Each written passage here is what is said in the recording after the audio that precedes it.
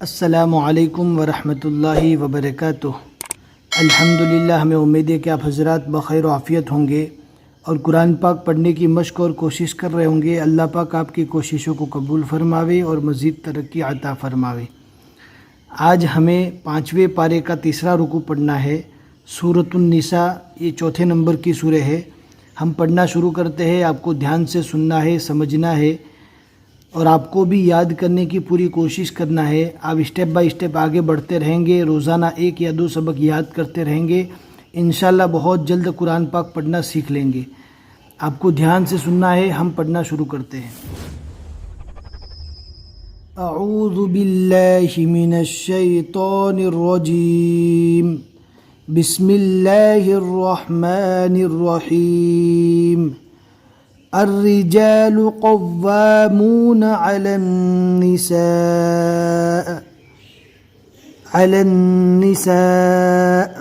یہاں پر رکیں گے تو حمزہ کے زیر کو جزم سے بدل دینا ہے، علی النساء۔ پھر علی النساء کو ادھر سے ملا کر پڑھنا ہے، علی النساء بما فضل اللہ بعضهم على بعض وبما انفقوا من اموالهم۔ بہت ہی آسان سبق ہے، کوئی مشکل نہیں ہے۔ فالصالحات، فا کو صوت سے ملانا ہے اور الف اور لام کو چھوڑ دینا ہے۔ ہم نے اس سے پہلے بھی بتایا کہ جن حروف پر حرکت نہیں ہوتی ان حروف کو نہیں پڑھا جاتا۔ فالصالحات قانتات حافظات للغیب، یہاں پر دھیان سے پڑھنا ہے، قانتات حافظات، زو کو یہاں پر پور پڑھا جائے گا، حروف مستعلیہ میں سے ہے۔ اگر آپ کو معلوم نہیں ہے حروف مستعلیہ کس کو کہتے ہیں تو کامنٹ میں ضرور پوچھیں، انشاءاللہ ہم بتائیں گے۔ حافظات للغیب بما حفظ اللہ، زو کو بھی پور پڑھیں گے، اللہ کے لام کو بھی پور پڑھنا ہے۔ واللاتی تخافون نشوزہن فعظوہن واہجروہن فی المضاجع واضربوہن فإن أطعنکم فلا تبغوا علیہن سبیلا ان اللہ کان علیا کبیرا۔ یہاں پر تنوین کے بعد اکفا کے 15 حروف میں سے کاف آیا ہے، لہٰذا اکفا ہوگا۔ جب اکفا ہوگا تو وہاں پر اگر نون ساکن ہو تو نون ساکن کو، اور اگر تنوین ہو تنوین کو ناک میں چھپا کر پڑھنا ہے۔ وَإِنْ خِفْتُمْ شِقَاقَ بَيْنِهِمَا فَابْعَثُوا حَكَمًا من اہلہ وحکما من اہلہا۔ 2 زبر کی تنوین کو میم سے ملا کر پڑھیں گے۔ ہم نے اس سے پہلے بھی بتا دیا ہے کہ جزم والے حرف اور تنوین کے بعد تشدید والا حرف آئے گا تو جزم والے حرف کو اور تنوین کو پورا کا پورا نہیں پڑھا جائے گا، بلکہ 2 زبر کی جگہ 1 زبر، 2 زیر کی جگہ 1 زیر اور 2 پیش کی جگہ صرف 1 ہی پیش پڑھا جائے گا۔ إن يريدا إصلاحا يوفق الله بينهما، یہاں پر اللہ کے لام کو باریک پڑھا جائے گا۔ ان اللہ کان علیما خبیرا۔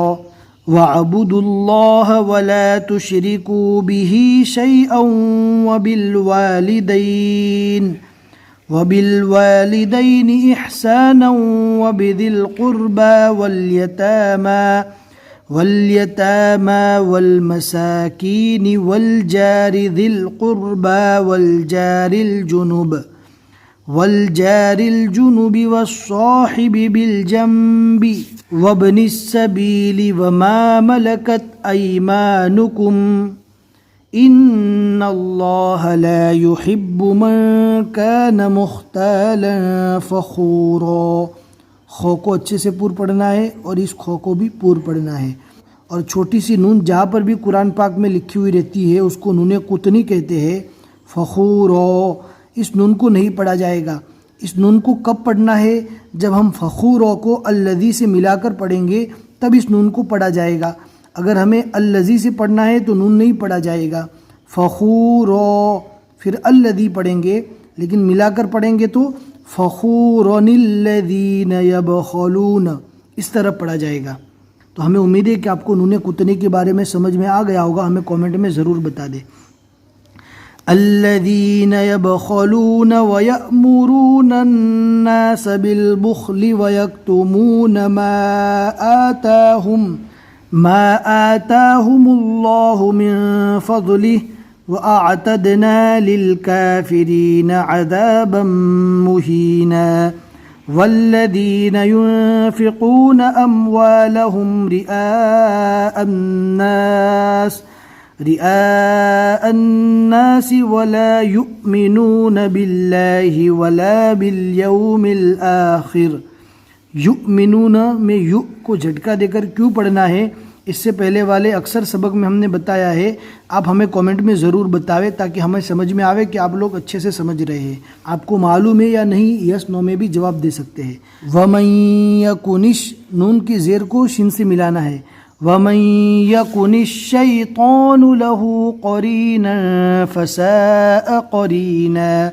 وَمَاذَا عَلَيْهِمْ لَوْ آمَنُوا بِاللَّهِ وَالْيَوْمِ الْآخِرِ وَأَنفَقُوا مِمَّا رَزَقَهُمُ اللَّهُ وَكَانَ اللَّهُ بِهِمْ عَلِيمًا. إِنَّ اللَّهَ لَا يَظْلِمُ مِثْقَالَ ذَرَّةٍ وَإِن تَكُ حَسَنَةً يُضَاعِفْهَا وَيُؤْتِ مِن لَّدُنْهُ أَجْرًا عَظِيمًا. فَكَيْفَ إِذَا جِئْنَا مِن كُلِّ أُمَّةٍ بِشَهِيدٍ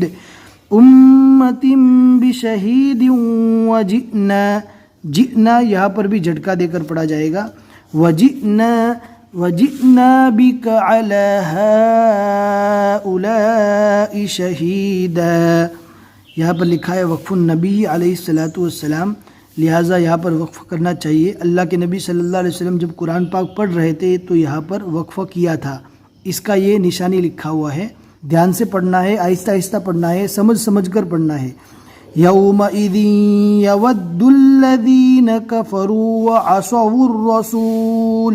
بہت سے لوگ یہاں پر غلطی کرتے ہیں، عصوا پڑھتے ہیں، عصا نہیں پڑھنا، وعصوا الرسول لو تسوى بهم الارض ولا يكتمون الله حديثا. صدق اللہ العظیم. الحمدللہ یہاں تک 5ویں پارے کے 3 رکوع بھی مکمل ہو چکے. ہمیں امید ہے کہ سارا سبق آپ کو اچھے سے سمجھ میں آ گیا ہوگا. اپنے دوستوں کے ساتھ ضرور شیئر کریں. بس آج کے لیے اتنا ہی سبق. السلام علیکم ورحمۃ اللہ وبرکاتہ.